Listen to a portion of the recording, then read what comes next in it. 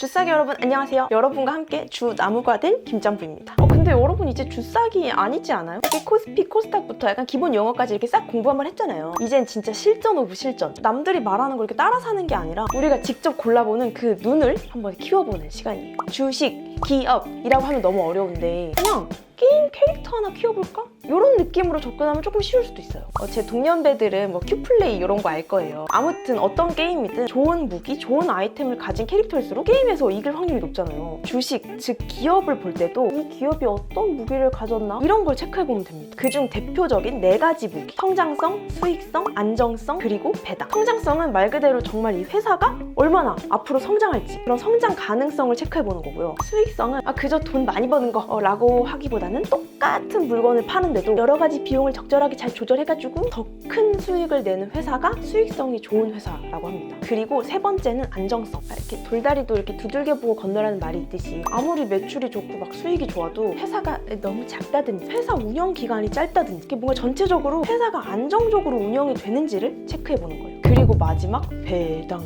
회사가 투자를 받아서 막 그만큼 쭉쭉 성장하고 돈도 잘 버는데 그걸 투자자인 나에게 잘 나눠주는지 체크해보는 거죠. 아니 근데 이런 게 뭔가 덕목이라고 할 수 있는 이 4가지를 어떻게 체크할 수 있을까요? 여러분 저는 수포자지만 이때만큼은 숫자랑 친해져야 합니다. 일단 성장성부터 한번 체크를 해볼게요. 성장성은 재무제표를 확인해야 되는데요. 재무제표는 네이버 금융탭에서 기업 이름을 검색하거나 신한금융투자 어플에서도 간단하게 확인이 가능해요. 여기서 잠깐 신한알파로 재무제표 확인하는 법은 먼저 신한알파 앱을 실행해주세요. 만약 알파가 없다면 앱스토어나 플레이스토어에서 설치해주세요. 메인 화면 접속 후 현재가 메뉴로 접속하세요. 재무제표가 궁금한 기업명을 검색한 후 기업 개요 메뉴에 접속해주세요. 재무정보를 클릭하면 재무제표를 연간, 분기별로 볼 수 있어요.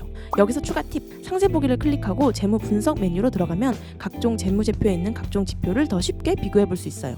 자, 그럼 이 재무제표로 성장성을 어떻게 확인할 수 있냐면요. 회사의 매출, 영업이익, 순이익이 전년 대비 꾸준히 증가하고 있는지 확인하면 됩니다. 이거는 뭐 숫자만 보면 되니까 이렇게 수포자인 저도 뭐 쉽게 할 수 있을 것 같아요. 작년에 100이었는데 올해 90이다 이러면 떨어진 거고, 작년에 100이었는데 올해는 110이다 그럼 올라간 거잖아요. 이런 거에 뿌듯해하고 있네. 그 다음에 수익성. 수익성은 영업이익률과 순이익률을 확인하면 되는데요. 아니 영업이익률하고 순이익률이 뭐가 다른 건가 싶으시죠? 저도 그래요. 그냥 돈 저희 많이 벌었습니다 하면 되는 거 아닌가? 일단 여러분 집중. 영업이익률은 영업이익을 매출액으로 나눈 값이래요.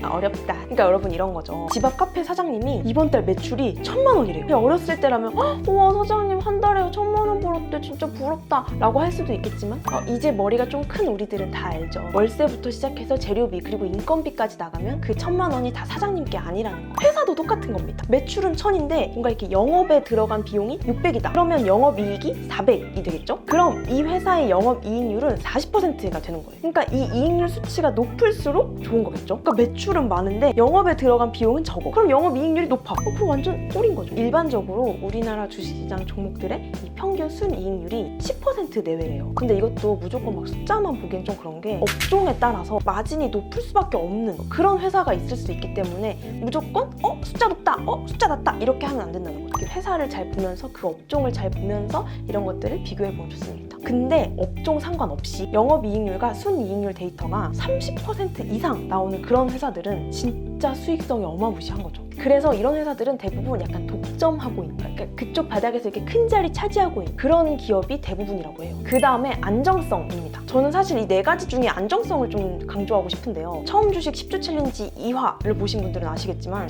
주식을 처음 하다 보면 화려한 수익률이 나를 감싸면서 뭔가 눈과 마음이 막 이렇게 가려질 때가 있어요. 그냥 아무것도 모르는데 손만 계속 매수 버튼에 가 있는 거죠. 그래서 앞으로는 그런 말들에 좀 휘둘리기보다 안정성을 좀 체크해 보셨으면 좋겠어요. 그럼 안정성은 어떻게 체크하냐? 바로 부채 비율에서 확인할 수 있습니다. 이것도 역시 재무제표를 보면 알 수 있는데요. 자산, 부채, 그리고 자본을 보시면 돼요. 자, 예를 한번 들어볼게요. 제가 앱테크 어플 하나 만들고 싶어가지고 회사를 차린다고 가정해볼게요. 근데 이제 보니까 한 2억 정도 필요할 것 같아. 근데 저한테는 1억밖에 없어가지고 남한테 1억을 빌렸어요. 나한테 1억 있는데 남한테도 1억을 빌렸다? 그러면 제 회사의 부채 비율은 100%인 거죠. 근데 예를 들어서 제가 돈이 하나도 없어가지고 2억이 필요한데 2억을 싹 다 빌렸다? 그러면 부채 비율이 200%. 이렇게 하면 부채 비율이 되게 센 거죠. 근데 대부분의 기업이 이 정도의 부채가 있다고 합니다. 그러니까 일반적으로 좀 그냥 건실하다 하는 기업들은 부채 비율을 200% 이하로 유지한다고 해요. 근데 이걸 좀 넘어가거나 부채 비율이 훨씬 높을수록 부실 가능성이 큰 회사라고 볼 수 있습니다. 왜냐면 회사를 운영하는데 내 돈이 아닌 남의 돈을 그렇게 많이 끌어와서 영업을 한다는 건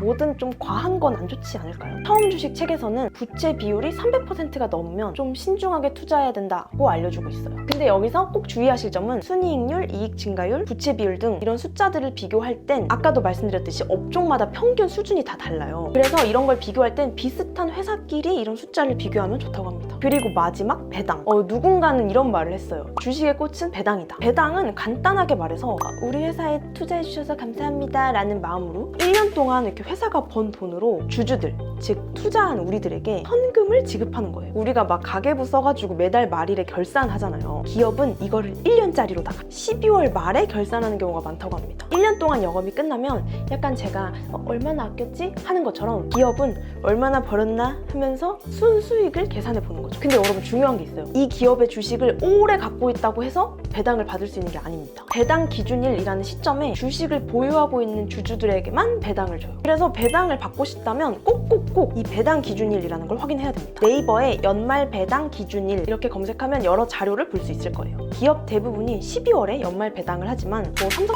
현대 같은 종목들은 분기, 반기 배당도 하기 때문에 3월, 6월, 9월에도 배당을 한대요. 그럼 3월 배당 기준일을 맞춰서 그 종목을 보유하고 있어야 됩니다. 해당 월의 마지막 영업일로부터 이 영업일 전이 기준일입니다. 네이버 금융에서 국내 증시 배당 페이지로 가면 다양한 배당 주식들을 볼 수 있어요. 이때도 주의해야 할 건 높은 수익률에 눈이 반짝하는 것보다는 앞서 얘기했던 성장성, 수익성, 안정성 이런 것들도 체크를 해보시고 배당 수익률, 최근 3년 주당 배당금 이런 걸 확인해보시면서 꾸준히 배당을 주고 있는지도 체크해보면 좋습니다. 자, 오늘 이렇게 게임 캐릭터 고르듯 무기를 체크하듯 기업 보는 눈을 같이 키워봤는데요. 다음엔 뭔가 주식을 종류별로 좀 나눈 듯한 그런 땡땡주, 땡땡주 뭐 이런 것들을 한번 알아보도록 하겠습니다. 주싸기가 주나무가 되는 그날까지 김짬프가 함께하겠습니다. 그럼 안녕!